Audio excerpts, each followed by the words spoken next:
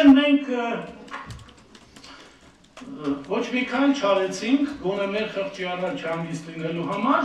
որպեսզի կարողանայինք վերը նշված քաղաքացիներին օգնել։ Ասեմ ավելին, մարտի 1-ի զոհերից մեկի զինծառայող, ներքին զորքերի զինծառայող Տիգրան Աբգարյանի հայրը ուրեմն ինսուլտից մահացավ այս ընթացքում, մյուս զոհի Տիգրան Խաչատրյանի մայրը իր մյուս զավակի հետ լքեց Հայաստանը, քաղաքական ապաստան ստացավ Բելգիայում, իսկ հարյուրավոր քաղաքացիներ այդպես էլ արդարություն ու պաշտպանություն չգտան մեր երկրում։ Իհարկե,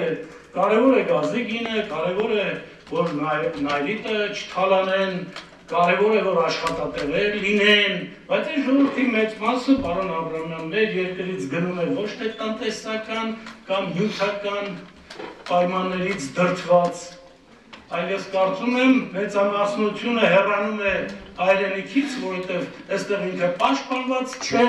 այստեղ ինքը ապահով չէ, սպանում են, սպանողին չեն դատում, խեղում են, խեղողին չեն պատժում, չեն հայտնաբերում։ Իհարկե, սա մեր գործը չէ,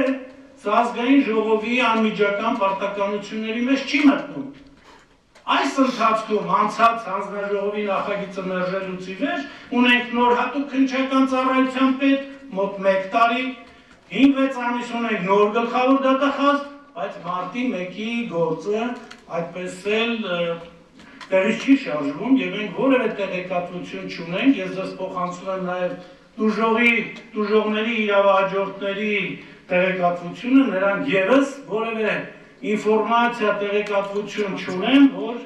քրեական գործի քննությունը շարունակվում է։ Ձեզ որպես այդ մարմիններում բազմաթիվ տարիներ աշխատած կարող եմ ձեզ վստահեցնել, որ իրականում որևէ օպերատիվ հետախուզական աշխատանք չի կատարվում, որևէ քննչական աշխատանք չի կատարվում այդ գործով։ Ուղղակի չեն կասեցնում, չեն կարճում առավել ևս, որպեսզի ստիպված չլինեն գործի նյութերը տրամադրել տուժողներին եւ նրանց իրավահաջորդներին։ Իսկ ինչ կպարզվի, եթե տրամադրեն, կպարզվի, որ դեպքի վայրից հայտնաբերած 1500-1600 պարկուշներն ու փամփուշտները մինչ օրս իդենտիֆիկացված չեն, ներքին զորքերի սպառազինության մեջ գտնվող, ոստիկանության սպառազինության մեջ գտնվող որևէ հրավերի հետ։ Կպարզվի, որ սպանվածների մարմիններից հանված գնդակները, վիրավորների մարմիններից հանված գնդակները ևս նույնականացված չեն ոստիկանության սպառազինության մեջ գտնվող որևէ զենքի հետ։ Կպարզվի նաև, որ մարտի 1-2-ի դեպքերով բերման է ենթարկվել 500-ից ավելի ձերբակալվել քաղաքացի, սա դատավարական ձերբակալվածների մասին է խոսքը, իրականում մի քանի անգամ ավելի անձինք ապօրինի բերման են ենթարկվել եւ ապօրինի զրկվել ազատությունից, 170-ի նկատմամբ կալանքը որպես խափանման միջոց է ընտրվել դատարանի կողմից, մոտ 90 մեղադրական դատավճիռ է արձակվել եւ այդ քաղաքացիներից ոչ ոք չի պատժվել, չի մեղադրվել, չի դատապարտվել ապօրինի զենք կամ զինամթերք կրելու, գործադրելու մեղադրանքով մարտի 1-2-ին։ Կպարզվի հետևաբար, որ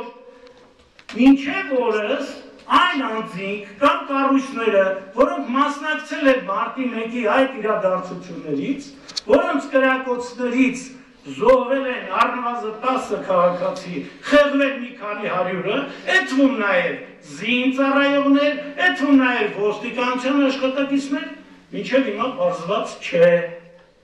Սա է խնդիրը։ Եթե մեր իրավապահ մարմինները իրենց գործը արած լինեին, ես երբեք,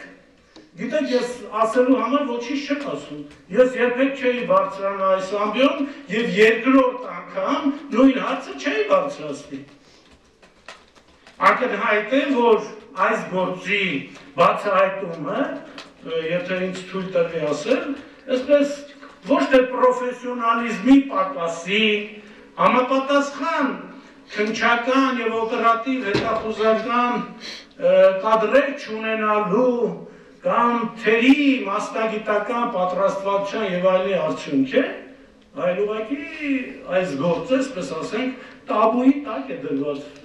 սրան չի կարելի մոտենալ։ Մինչդեռ, եթե մենք միայն վերհիշենք փաստահավաք խմբի երկու անդամների զեկույցները, նաեւ փաստահավաք խմբի ամբողջ կազմով անդամների զեկույցները, կտեսնենք, որ այնտեղ բավական լուրջ հիմքեր են ներկայացվել, թե բանակի ապօրինի ներգրավման վերաբերյալ մարտի 1-2-ի դեպքերին, թե պաշտպանության նախարարի փետրվարի 23-ի 0038 հրամանի ապօրինի միջոցով այդ հրամանի հիման վրա զորքերի Երևան քաղաք բերելու, թե